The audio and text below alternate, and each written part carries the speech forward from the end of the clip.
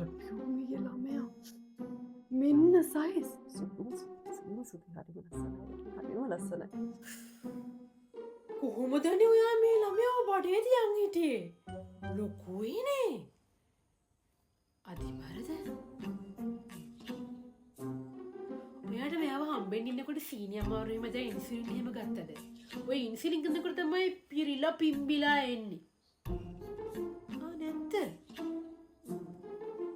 කොහොමද ඉතින් ඔයාත් මහතයි නේ. අනේ ගිරි ළමයා හම්බෙන්න ඉන්නකොට ඔයා මෙලෝ වැඩක් කළාය. අමාරුයි කියලා ඇදට වෙලා හිටියා මිසක්. එහෙම බෑ ළමයි හම්බෙන්න ඉන්නකොට.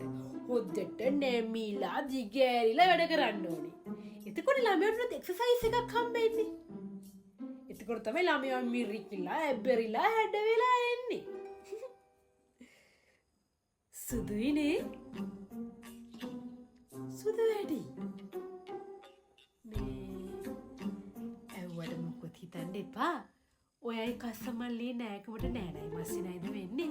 නෑ මං හැම මේ ඇලි ළමයි සුදු වැඩිනේ. ඒකයි.